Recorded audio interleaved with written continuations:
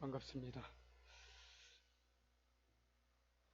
9시 예배 때 숫자가 참여가 많지 않고 또 앞자리에 이렇게 비어 있어서 양해를 구하고 마스크를 벗고 설교를 했었는데요. 이 시간 보니까 9시 예배와 별반 다르게 다를 게 없이 이 두 사람은 좀 부담되면 뒤로 가도 됩니다. 네, 내가 아무래도 좀 마스크를 쓰고 설교하기 어려울 것 같아서 마스크를 벗고 하겠습니다. 다음 주에는 제가 주문했어요. 여기 투명 아크릴판 앞에다 세워놓고 비말이 절대로 나가지 않도록. 그러니까 그렇게 이해하시면 좋겠습니다.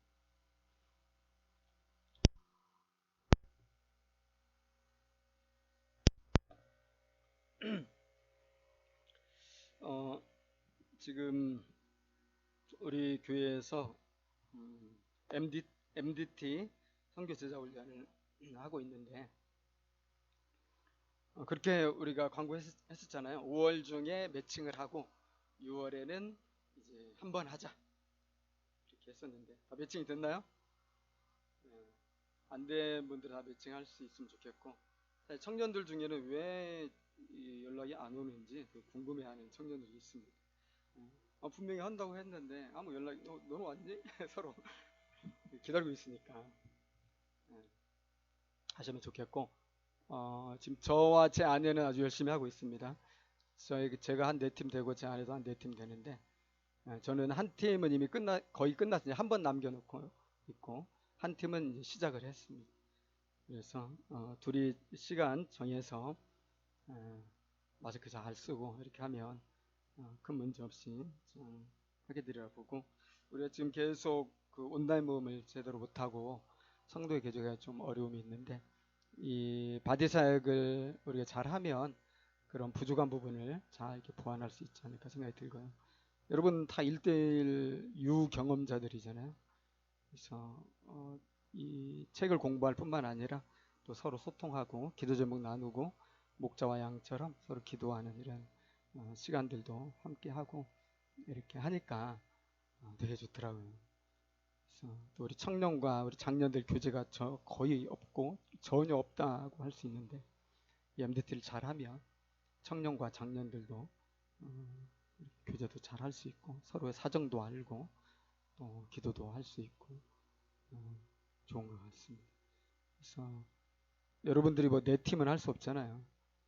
저와 제 아내는 그렇게 하지만 여러분들은 한 팀을 할 수 있으니까 한 달에 한 번이니까 할 수 있겠죠? 한 달에 한 번. 못 할 사람. 못 할 사람은 저한테 오세요. 두 번 할 수 있는 비법을 알려드릴게요. 여러분 이거 제가 담임 목사로서 여러분의 부탁을 드립니다. 꼭 해주시기 바랍니다. 하나님께서 이스라엘 백성을 사실 창조하셨잖아요. 아브라함을 통해서 창조하셨는데 그 백성의 이름이 있다면 그 백성의 이름은 하나님 나라 백성입니다. 하나님 나라 백성. 하나님의 그 뜻이 그 백성을 통하여서 이 땅에 이루어지는 거죠. 우리가 이제 선교제자 훈련에서 배우는 책 이름이 하나님 나라 어떻게 이해할 것인가인데 거기에 기본 중에 기본이 있다면 뭐냐면 하나님 나라에 대한 정의거든요. 그래서 하나님의 나라는 시간과 공간을 초월합니다. 그래서 하나님의 나라는 어떤 곳이냐면 하나님의 뜻이 이루어지는 곳이 하나님의 나라죠. 그래서 하나님께서는 이 이스라엘 백성을 통하여서 이 땅에 하나님 나라의 모델을 하나님의 뜻이 이루어지는 하나님 나라의 모델을 하나님은 세우기 원하셨고 그런 이스라엘 백성들이 저 열방을 향하여서 제사장의 나라가 되고 온 세상 만민들 앞에 하나님을 섬기는 백성은 이러하다.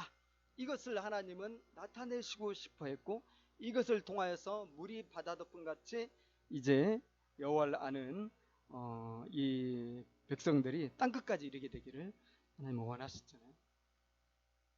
그래서 하나님께서 그렇게 애굽에서 430년이나 노예 생활하고 또 정말 10가지 재앙과 또 홍해를 가르는 이런 수많은 기적들을 통해서 이스라엘 백성들은 끄집어낸 이유, 또 광야 40년 동안 참 고생 많이 했잖아요. 알게 모르게 아니라 크고 작은 온갖 시련과 시험을 거쳐서 하나님께 순종하는 것이 뭔지를 가르쳐 주셨거든요. 40년 동안 그걸 배웠어요. 빨리 배우면 좋겠는데 어렵잖아. 400년 이상을 노예살이 하다가 하나님 뜻에 순종하는 하나님 백성 되려고 하니까 너무 어려운 거야. 체질상 맞지를 않는 것이. 노예 체질인데 하나님 나라 시민으로서 자유시민의 체질을 획득하려고 그러니까 너무나 어려워. 사실 40년 훈련했는데 출애굽 세대들은 정말 그 시험을 통과 못했잖아요. 그리고 이제 새로운 백성들, 이제 여호수아 세대라고 하는 백성들이 이제 백성들을 데려다가 이제 가나안 땅에 정착하도록 하나님 도와주시는 거죠. 하나님은 그래서 이 가나안 땅에 하나님의 뜻에 따라서 삶을 살아가고 나라를 이룰 유일한 하나님 나라 백성 공동체를 그 가나안 땅에 이루기를 하나님은 너무나 간절히 원하셨죠. 그래서 거의 오랜 그 시간을 거쳐서 이제 하나님 백성 공동체를 이렇게 만드셔서 가나안 땅까지 인도를 하신 거죠. 근데 우리식으로 이야기하면 하나님에게 이제 고민이 있는 거예요. 하나님에게 우려되는 바가 큰 거예요. 뭐냐면 이 백성들 아브라함의 자손들인데 이 백성들이 가나안 땅에 딱 갔을 때 과연 이들이 내 뜻에 잘 순종하는 내 백성이 잘 될 것인가에 대한 걱정이 하나님께서 있으신 거예요. 왜 그럴까요? 이 가나안 땅은 너무나 유혹이 많은 곳이었다는 거죠. 사실 광야 40년 동안은 정말 저 하늘과 들판과 이런 거에는 배는 게 없잖아요. 그저 하나님 한 분만 바라보고 이렇게 가면 되는 건데 구름기둥, 불기둥 따라서 삶을 살아가면 되는 건데 가나안 땅은 그렇지 않은 거랍니다. 가나안 땅은 신들이 일단은 많아. 여러 신들이 있고요. 그리고 가나안 땅은 이 무주공산 아무것도 없는 허허벌판이 아니라 그곳은 이미 수백 년 또 1000년 이상 형성된 이 도시들이 많이 있었다는 거죠. 도시들이 있었다는 건 뭐냐면 문화가 형성이 되어 있었다. 가나안 7족속으로 말미암아서 그 땅에 펼쳐진 이스라엘 백성들은 도저히 알지 못하는 첨단 문화가 쫙 이렇게 있어요. 그 다음에 이 지중해 이 해변가로는 도시 문명 국가인 블레셋의 5족속이 또 딱 자리를 잡고 있고요. 가나안은 한마디로 말하면 우리 식으로 얘기하면 세상이죠. 세상인데 도시 문명이 굉장히 발달한 그런 세상이에요. 이스라엘 백성들이 그런 것을 경험해 본 적이 없어요. 그잖아요, 여러분. 노예 430년 동안 그들이 뭐 했습니까? 그들이 물론 성 짓고 뭐 이런 걸 했지만은 그냥 자기들이 살아갈 곳을 짓는 게 아니라 노예로서 바로의 채찍질이 무서워서 어쩔 수 없이 그렇게 노예 노동하면서 간신히 먹고 살고 그렇게 했단 말이죠. 400년이 넘는 긴 세월. 또 광야 40년 동안 이스라엘이 한 게 뭐예요? 아무것도 없어요. 한 것이 하나님이 다 먹을 거 주시고 마실 거 주시고 입을 거 주시고 잠잘 거 주시고 의식주 문제를 다 해결했기 때문에 그저 구름기둥 불기둥 보면서 전진하면 되는 거라는 거죠. 단순하죠. 오히려 차라리 광야 있을 때가 하나님 믿기가 쉬웠는지 몰라. 젖과 꿀이 흐르는 땅이라고 하나님께서 약속해 주신 그 가나안 땅은 이 첨단 문명이 지난 수백 년 동안 또는 1000년 이상을 자리했던 곳이고, 그곳은 가나안 문화가 딱 뿌리를 내리고 있었는데, 이 가나안 문화는 여러분 어떤 문화입니까? 그래서 우상의 문화입니다.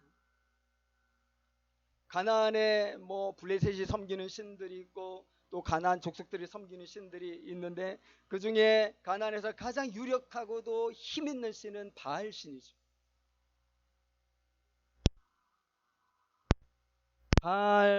바알 신이 있는데, 바알 신은 원래 아들이에요. 그 아버지가 있어요.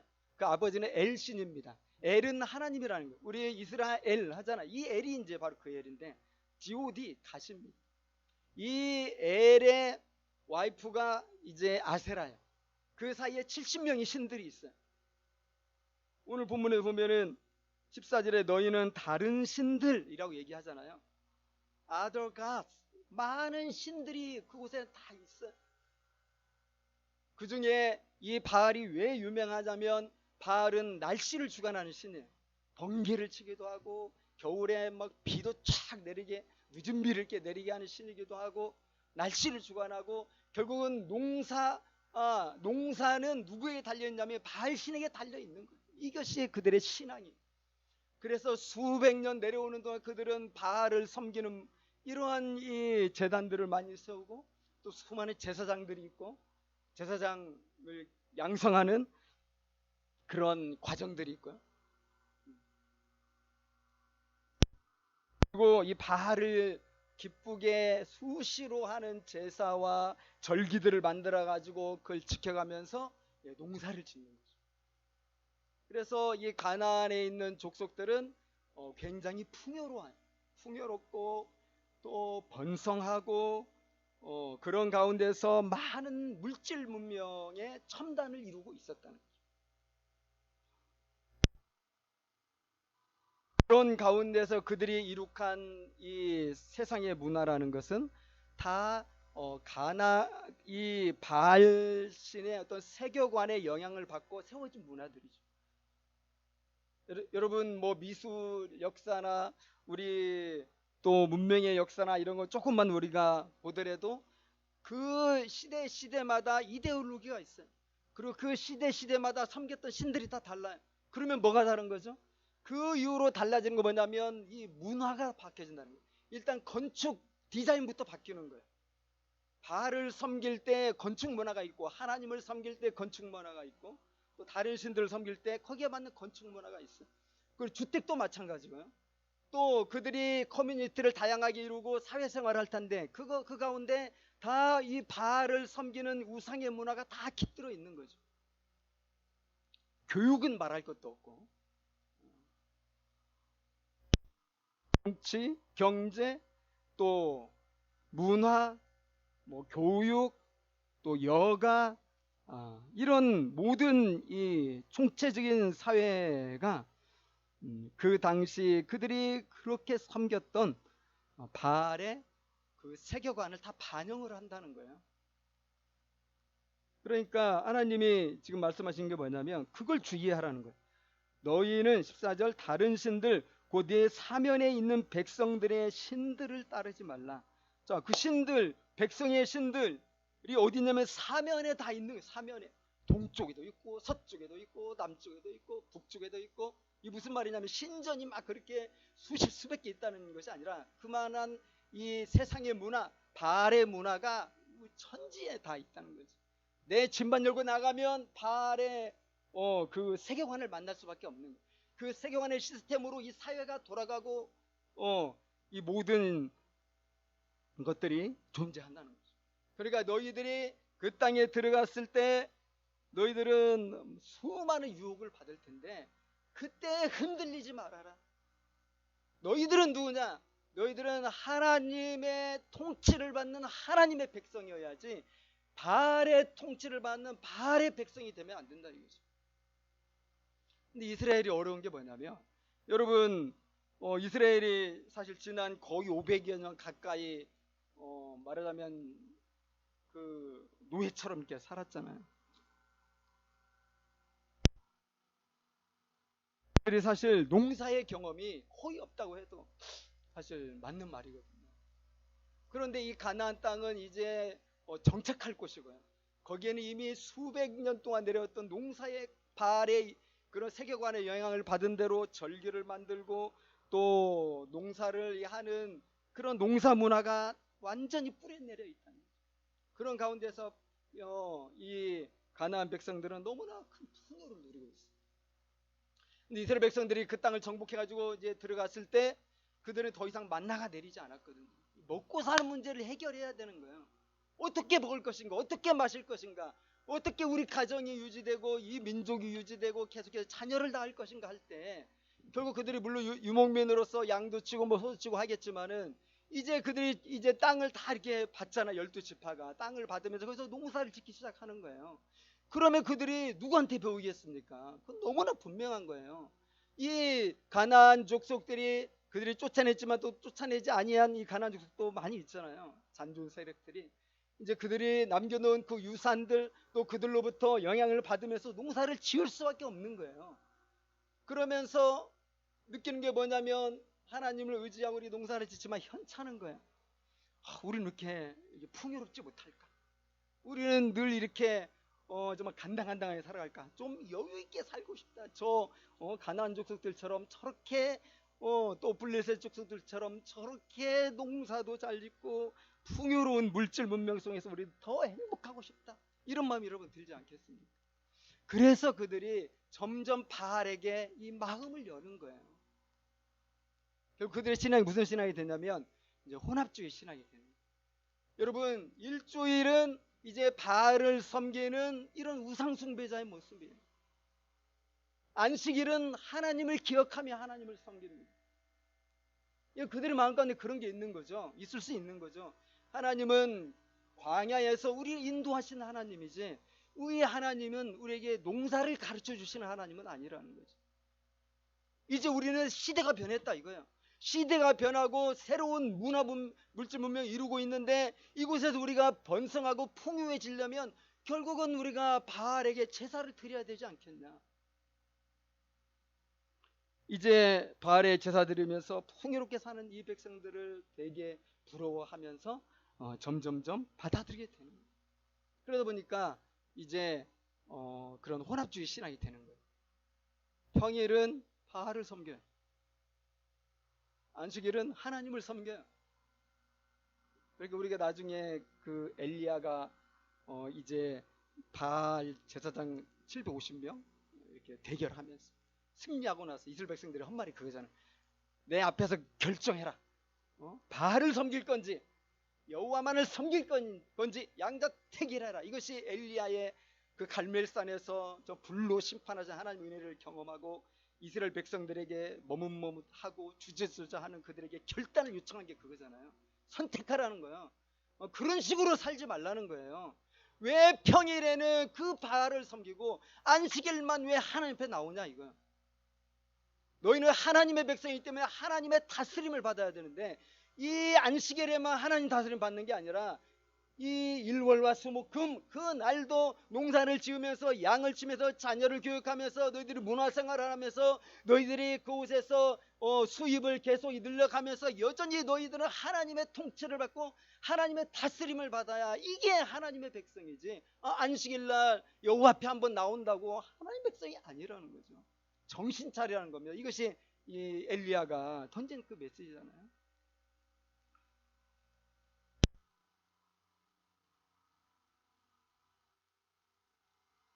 이스라엘 백성들이 그렇게 되게 된 이유는 하나님을 잊어버렸어요. 일단 자기들이 하나님의 은혜로 애굽의 노예에서 비참하고 처절했던 하나님 앞에 살려달라고 부르짖을 수밖에 없었던 그 정말 고통스러웠던 이 과거의 애굽의 생활, 또 광야에서 고생고생하면서 조상들은 광야에서 다 죽고 자기들 그렇게 이렇게 살아남아서 가나안 땅에 오기까지 어떤 삶을 살았고 그런 가운데 하나님이 어떤 은총을 자기들에게 베풀어 주셨는지 그 은혜를 사실은 까먹은 거예요. 여러분 우리가 하나님의 은혜를 잊어버리고 하나님의 그 사랑을 잊어버리면은 결국 우리가 우상을 숭배하게 돼 있어요. 왜냐하면 감사가 사라지는 거잖아요. 감사가 사라지면서 이제 자꾸 이 세상 사람들과 비교하면서 더 많은 것을 세상에서 얻으려고 투쟁하는 거죠. 그러면서 이제 하나님은 일요일 날에 하나님이야. 일요일 날에 하나님이고 평일은 이제 다른 우상들을 섬깁니다. 그래서 하나님을 잊어버리지 말라고 너희들 어려웠던 시절에 하나님이 너희를 어떻게 돌봤는지, 하나님의 은혜를 받기 전에 너희들의 인생이 얼마나 처참했는지, 너희들이 정말 망하고 죽을 수밖에 없는 운명이었는지 이것을 항상 기억하라는 거예요. 여러분, 신명기가 모세의 설교를 3편을 기록한 것이 신명기입니다. 그래서 이제 이 가나안 땅에 들어가기 그 직전에 모세가 그 여리고성 있는 건너편이죠. 요단강 건너편의 모압 평지에서 이 설교를 한 거예요. 이 설교를 하고 모세가 죽잖아요. 그리고 이스라엘 백성들이 여호수아의 인도를 받아서 요단강을 건너서 여리고성을 치는 거죠. 그러니까 이 모세가 마지막 죽기 전에 유언적으로 한 3편의 설교가 바로 신명기인데, 이 신명기에서 이 모세가 계속해서 강조했던 게 뭐냐면, 너희들이 애굽에서 구원받은 하나님의 백성이라는 사실을 절대로 잊지 말고, 너희들은 그 유혹과 그 화려한 이 문화가, 물질 문화가 있는 그런 곳에 가지만은 이 시험 들지 말고 우상 숭배하지 말고 하나님을 끝까지 섬기고 하나님의 뜻대로 살아라. 이것이 신명기 전체의 핵심적인 이런 메시지를, 이것이 여러분 중요한데 이걸 잊어버렸어요. 왜냐하면 물질 문명 속에 살면서 더 많은 욕심과 탐심이 생기는 거죠. 여러분, 이것이 오늘날 우리들의 모습과 별반 다르지 않다 생각이 듭니다.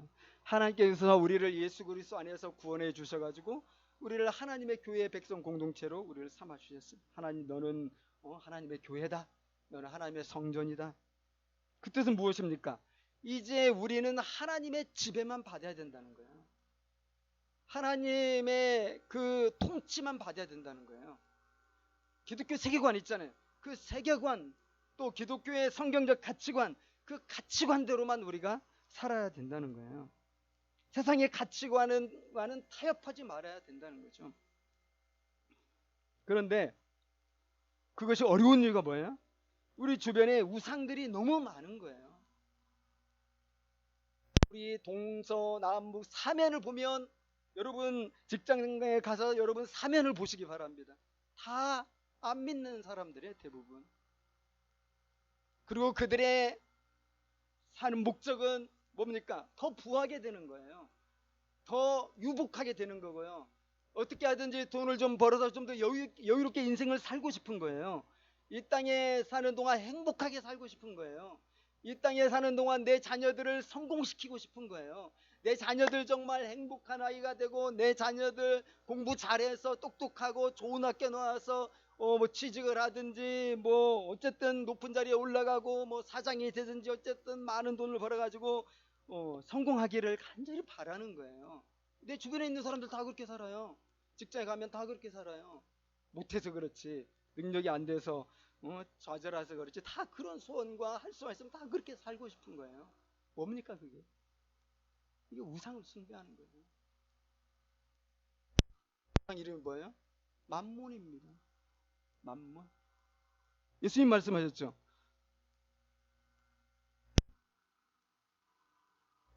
한 종이 얽고 두 주인을 섬길 수 없나니 이는 그가 이 주인을 미워하고 저 주인을 사랑하거나 혹은 이 주인을 떠받들고 저 주인을 업신여길 것이니라.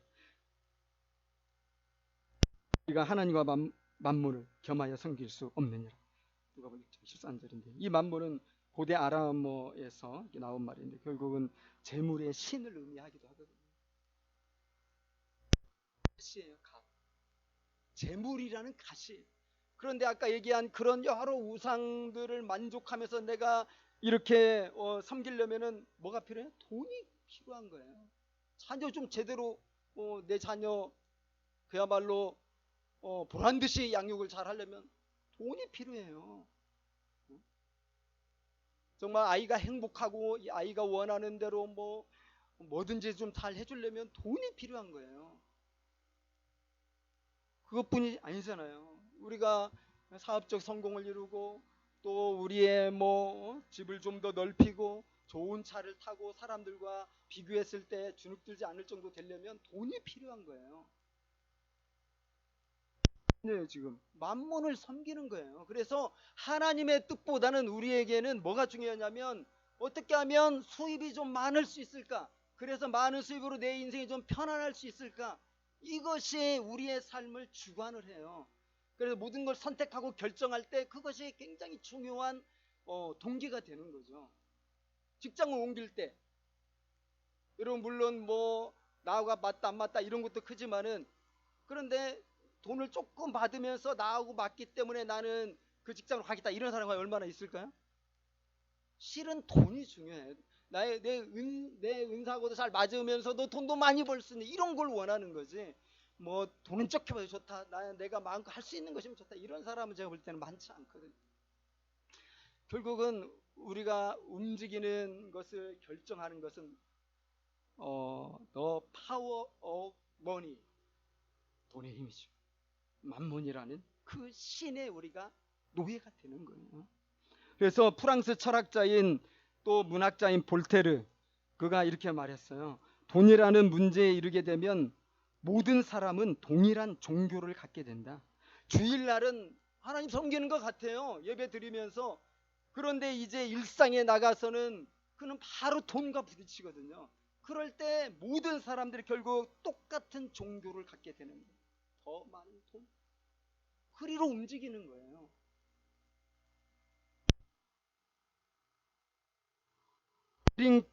해링톤 리즈라는 사람이 이렇게 말했어요. 문명인의 가장 민감한 부분은 그의 지갑이며 설교자는 청중들의 지갑을 건드리는 설교를 할 때 가장 강력한 싸움 중에 하나를 싸운다. 여러분 지금 제가 강력한 싸움을 싸우고 있는 거 아닐까요? 돈 이야기를 하면 사람들에게 마음속에 많은 이 반응들이 나옵니다. 싫어하고 또 반론을 제기하고 싶고 여러분 돈을 사랑하지 마십시오 이거 하는 말씀이잖아요. 그런데 정말 어떻게 목사님 그런 말씀을 할 수 있는가? 우리가 이 직장생활을 얼마나 힘들게 하면서 돈 벌어가지고 헌금하고 있는데 돈을 사랑하지 말라고 하면 목사 한번 굶어 볼래요?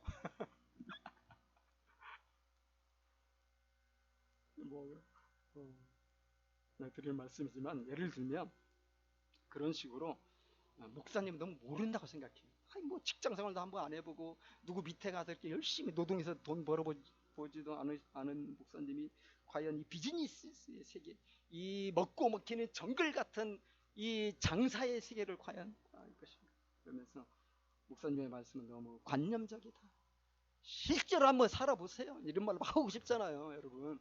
그렇지 않습니까? 사실 잘 몰라요, 모르는데 그래 이제 직접 경험은 안 했지만 너무 많이 보니까 너무 많이 또 매스컴을 대하고 성경이 그걸 너무 분명히 이야기하니까 여러분 우리가 명심해야 될 것이에요.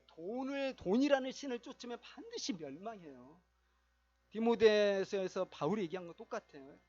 돈을 사랑함이 일만하게 뿌리다.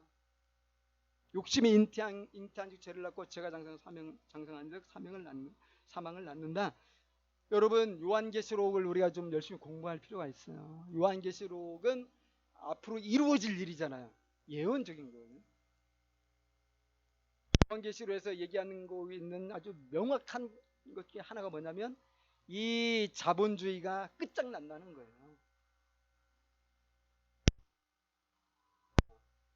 이런 사람들이 성경을 아는지 모르는지 모르지만 좀 깨어있는 지성들은 이런 예언자적 시각을 가지고 있어요. 일본의 비주류 경제학자로 유명한 키바라 에이스케와 미즈노 가즈오가 쓴 책이 제목 이거예요. 자본주의의 종말, 그 너머의 세계. 자본주의는 이제 끝났다.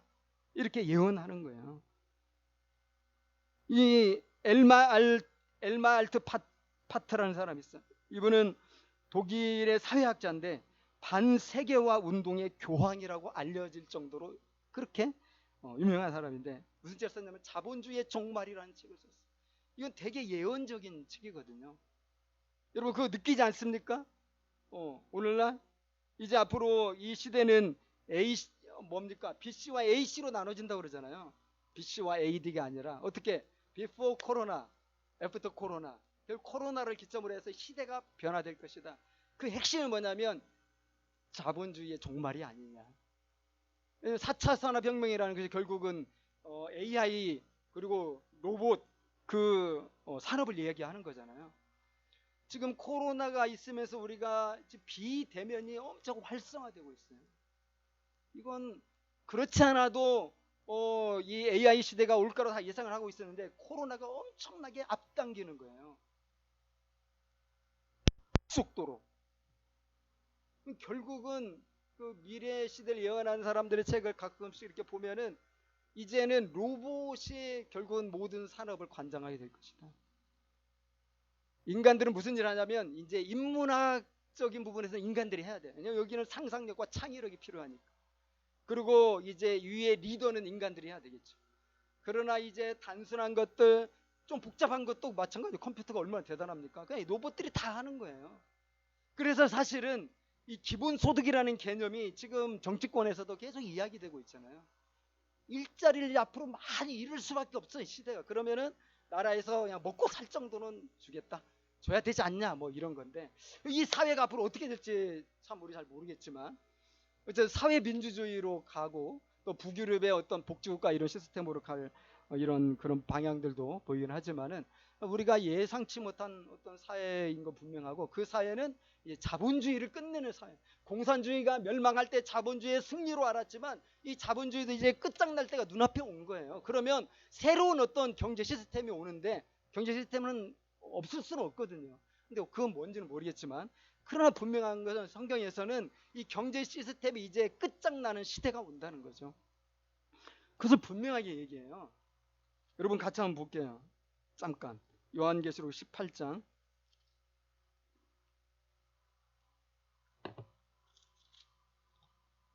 요한계시록 18장 보면은 바벨론의 패망을 다루고 있어요. 이 바벨론은 뭘 의미하냐면 로마를 가리켜요. 바벨론과 로마는 그 시대마다 물질 문명의 총화를 이룬 굉장히 최고의 선진국들이잖아요.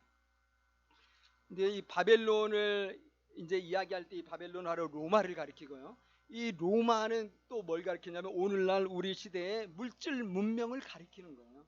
그런 물질 문명, 이런 그 자본주의 문명은 결국은 무너진다는 것을 사도 요한이 아주 명확하게 이야기하는데 제가 한번 읽어줄게요. 여러분 들어보세요. 그 상품은 금과 은과 보석과 진주와 세마포와 자주 옥감과 비단과 붉은 옥감이요 각종 향목과 각종 상아 그릇이요 값진 나무와 구리와 철과 대리석으로 만든 각종 그릇이요 계피와 향료와 향과 향유와 유황과 포도주와 감람류와 고운 밀가루와 밀이요 소와 양과 말과 수레와 종들과 사람의 영혼들이라. 바벨론아, 내 영혼이 탐하던 과일이 네게서 떠났으며 맛있는 것들과 빛난 것들이 다 없어졌으니 사람들이 결코 이것들을 다시 보지 못하리로다.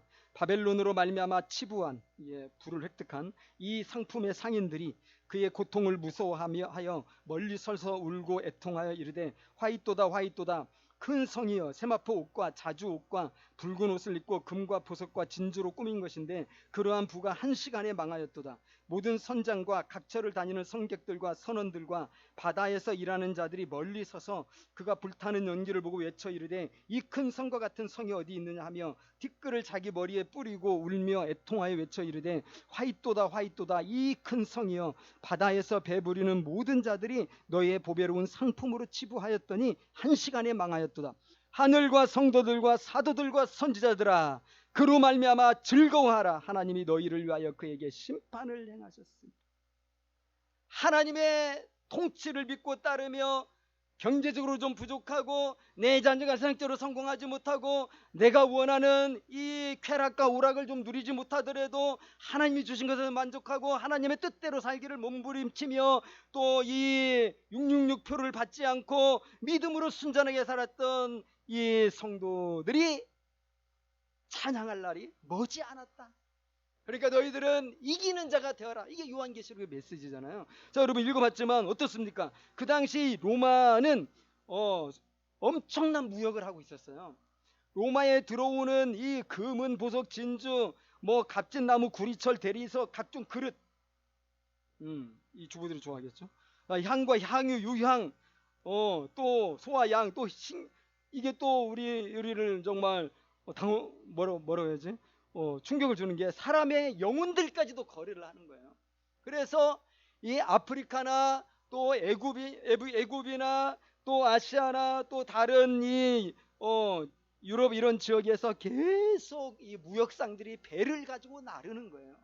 로마는 아주 이 무역이 굉장했던 그런 나라인데 이게 한 시간 만에 망했어요. 그러니까 이 상인들이 다 울어요. 이제 우리 망했다. 오늘날 말하면 뭡니까? 경제 공황이에요. 아주 글로벌한 경제 공황이 그 시대 이제 온다는 거죠. 와서 이 물질 문명이 다 망해버리고요. 그래서 이 무역업에 종사하던 수많은 배 선장들과 배 선원들과 이 배들이 할 일이 없어지는 거예요. 그야말로 폭망이죠. 이 코로나 시대에 지금 가장 큰 문제 중 하나가 경제 문제 아닙니까? 그것도 무역이 지금 가장 어려운 문제잖아요. 수입하고 수출하는 부분이. 우리나라는 수출로 먹고 사는 그런 나라죠. 우리 그걸로 해서 경제 10위권 안에 들어갔는데 이제 지금은 수출을 못 하고 있어요. 수입도 뭐 고사하고 하나의 전조가 아닌가. 그래서 여러분, 우리가 물질 문명이 아무리 좋고 매혹적이고 나에게 많은 걸 줄 수 있을 것 같은 이런 것들이고 돈 있으면 못하는 것 빼고 다 할 수 있을 정도로 그렇게 우리에게 만족을 줄 수 있는 것이긴 하지만 그런 것에 우리가 다스림을 받다가는 결국은 다 이렇게 망하게 된다는 것을 성경은 명확하게 이야기하면서 너희는 하나님의 백성이기 때문에 하나님의 통치를 받아야 된다. 우리가 그렇게 하려면은 여러분 가장 중요한 게 뭐냐면은 비교하지 말아야 돼요. 자꾸는 비교를 하거든요.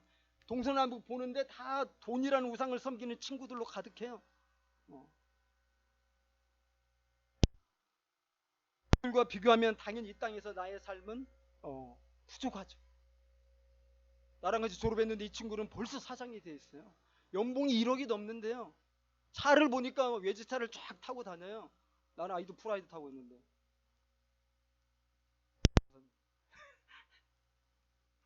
아이들 뭐 엄청난 돈을 투자해서 그렇게 막 잘 교육하고 있는데 내 아이들은 너무 찌질해요. 그래서 위축되고요. 불평이 생긴, 하나님 믿었는데 어찌 이렇게 사는 살까. 이런 거 보고 우리는 상대적 박탈감이라고 그러죠. 마귀가 그걸 이용해요. 탐욕. 이 탐욕은 결국 상대적 어떤 비교를 통해서 우리 가운데 생기거든요. 여러분, 우리가 세상 사람들과 비교하면 안 돼요. 자녀 교육도 비교하지 말고요. 집에 사는 것도 비교하지 말고 어떤 교육받는 것도 비교하지 말고 어떤 사업적 세상적 성공을 이룬 것도 비교하지 말아야 돼요. 이거 원래 비교 대상이 아니에요. 우리가 너무 다른 사람들이고요. 우리는 하나님의 뜻이 통치하는 나예요. 하나님의 뜻대로 살아가는 나예요. 당연히 세상의 만몬의 그 뜻대로 살아가는 세상 사람들과는 비교 자체를 하면 안 되고, 하면 할수록 나는 초라해지게 돼 있어요. 하면 할수록 불평이 생기게 돼 있고요. 하나님이 내게 주신 은혜가 너무나 큰데 그 값어치를 잊어버리고 늘 불평하고 감사가 다 사라져. 메마른 영성이 안 되잖아요. 그래서 중요한 게 뭐냐면 잊지 말라는 거예요. 하나님 예수 그리스도 안에서 우리에게 베풀어 주신 그 신령한 복이 얼마나 좋은 것인지, 얼마나 복된 것인지, 그걸 넌 잊지 말아라. 여러분, 이스라엘을 하나님이 얼마나 사랑하셨는지 오늘 본문에 너무 잘 나오지 않습니까? 그렇게 지난 애굽의 430년, 광야 40년, 470여 년, 그 500년 가까이를 비참하게 살았는데 이제 약속의 땅에 들어가니까 무슨 일이 있어요? 와, 좀 뭐 저는 흥분되더라고요. 야, 이렇게 네가 건축하지 아니한 크고 아름다운 성읍을 너희들이 다 얻게 될 것이다. 이스라엘 백성들이 사실은 애굽에 있으면서 성을 많이 지어봤죠. 바로에게 동원돼가지고. 그런데 가나안 땅에 갔더니 이제 원수들은 다 쫓겨나고 너무나 크고 아름답게 지은 튼튼한 성읍들이 비어 있어. 하나님이 주신 거예요. 내가 채우지 아니한 아름다운 물건이 가득한 집, 대저택들이 막 여기저기 널려 있고, 그것을 선물로 주시는 거예요. 그러니까 집만 것만 있는 게 아니에요. 하드웨어만 있는 게 아니라 소프트웨어도 다 채워져요. 아름다운 것들이 가득하다. 또 네가 파지 아니한 우물, 여러분 가나안의 첨단 문명으로 우물을 파놔가지고 이 우물들은 아주 깊고 또 물이 아주 잘 나오고 다시 막힐 일이 없는 정말 좋은 우물들이에요. 이스라엘 백성들이 파기엔 좀 힘겨운 우물들인데 그런 우물들이 도처에 널렸어요. 다 네 거. 포도원, 감람나무 다 너희들 거. 정말 여러분 감동되지 않습니까? 하나님이 얼마나 이스라엘을 사랑하시는지, 이스라엘을 통해서 하나님이 이루고자 하시는 그 하나님 백성의 공동체, 이것이 그렇게 고상하기에 주님은 그들의 먹고 살고 있고 이 삶을 유지할 수 있는 모든 환경과 모든 여건들을 갖추시는 거예요. 네가 배불리 먹게 될 것이다. 하나님이 얼마나 사랑하시는지 당신의 이름을 계시하셨는데, 너희 중에 계신 너희 하나님 여호와는 질투하는 하나님이다. 질투한다는 게 뭐예요? 여러분 이스라엘을 그렇게 사랑하신다는 거 아니에요? 사랑하지 않는 곳에 질투는 없는 거잖아요. 사랑하니까. 인간의 질투는 되게 이기적이고 자기중심적인 거고 결국은 파괴로 가지만, 하나님의 질투는 이타적인 거예요. 질투하는 하나님, 나는 질투하듯이 너희들을 그렇게 사랑한다는 거예요. 그래서 결국은 예수님을 보내주 스스로 성육신하시면서 자신의 사랑을 완성하셨어요. 우리를 부르시고 멸망받을 우리를 부르시고 이 땅에서 약속하셨어요. 내가 너희를 돌보겠다. 공중나는 새를 필리핀 백합화를 그들이 스스로 뭘 하는 게 없지만 하나님 돌봐주시지 않느냐. 믿음이 작은 자들아, 하물며 너희일까 보냐. 나 아버지 없는 사람이나 먹고 사는 거 걱정하지, 너희는 내가 돌봐줄 거다. 이 땅에서 하나님 나라를 구하고 또 너희들이 이렇게 믿음으로 이기는 자가 될 때 너희를 위해서 새하늘과 새 땅을 내가 준비하고 지금 기다리고 있다. 이 하나님 나라, 예수님이 다시 오심으로써 이제 너희에게 새하늘 새 땅을 내가 선물로 줄 것이고, 믿음으로 끝까지 이겨낸 이들은 왕노릇 나와 같이 할 것이다. 이것이 여러분 우리에게 약속된 너무나 놀라운 축복 아닙니까? 우리를 얼마나 사랑하십니까? 그런데 우리는 감사를 하지 못해요. 매일 부족한 것만 생각해요. 비교하면서 쟤는 저런데 누구는 진짜 나보다 잘 되는 거 볼 때 너무 야구로, 나보다 잘난 거 하나도 없는데 잘 나가는 거 같고. 하나님 말씀 무슨 말씀? 비교하지 마라. 너는 유가 다른 족속이야. 너는 내 백성이야. 너는 나와 관계 안에 있으면 돼. 여러분 우리가 결정해야 해요. 나는 하나님의 통치를 받으면서 내 일상생활까지 그렇게 명확하게 살아갈 것인가, 아니면 주일날 예배 드리고 평일날은 돈의 지배를 받으며 그쪽으로 내가 선택하면서 결단하면서 그렇게 살아갈 것인가. 평일은 돈을 섬기고 주일은 하나님을 섬기고 그렇게 할 것인가, 아니면 일상생활까지 내가 확장해서 하나님의 뜻이 이 땅에 이루어지길 원합니다. 하나님의 뜻이 내 자녀에게 이루어지길 원하고, 하나님의 뜻이 우리 가정에 이루어지기를 원하고, 하나님의 뜻이 이 직장에 이루어지기를 원하고, 하나님의 뜻이 내가 사는 이 사회에 이루어지기를 원합니다. 이렇게 내가 늘 부르짖으며 그렇게 살 것인가. 우리는 완전하지 않지만 그런 방향이 중요하잖아요. 그때 회개하며 다시 시작하면 돼요. 근데 처음부터 우리가 그래도 현실은 그게 아니지 그러면서 타협하는 순간 우상숭배자들이 되는 거죠. 잊지 않게 하기 위해서 하나님은 신명기에서 모세에게 계속 이제 6장에서 그 유명한 거 나오잖아요. 이스라엘아 들으라, 우리 하나님 여호와는 유일한 여호와시니. 6장 4절부터 네 자녀에게 부지런히 가르치며 집에 앉았을 때든지 그렇게 잊지 않도록 교육을 명하셨어요. 우리에게 잊지 않게 하는 건 뭐냐면 예배를 잘 드리는 겁니다. 주일 예배를 형식적으로 예배를 드리면 안 돼요. 주일 예배를 여러분이 어떤 마음으로 오냐면 가난한 마음과 의에 줄이고 목마른 마음과 내 은혜를 다시 소환해서 내가 그 정말 구원의 감격을 체험하고 경험하는 그런 예배가 되도록 애타는 마음으로 예배를 드리죠.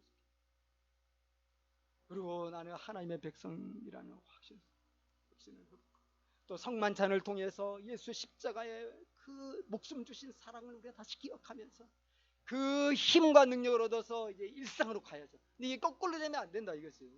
이게 주일날 우리가 새롭게 하는 걸 체험해야만 앞으로 일주일을 하나님의 뜻에 순종하면서 하나님 백성으로 살아가는 거예요.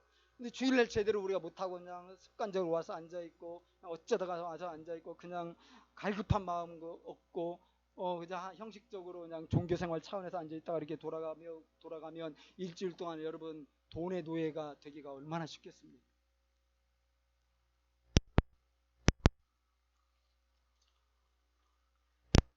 주님께서 우리를 너무 사랑하십니다. 우리를 너무 사랑하셔서 모든 걸 다 약속해 주셨어요. 이제 우리가 비교하면서 욕심 부리지 말고 자족하면서 하나님을 섬기는 법을 배워요. 그런 하나님의 성도들을 통해서 하나님 나라가 마침내 예수님의 재림과 함께 이 땅에 이루어지고 우리는 왕노릇 하게 되는 겁니다. 그날을 기다리면서 살았으면 좋겠습니다. 우리 성찬식 하겠습니다.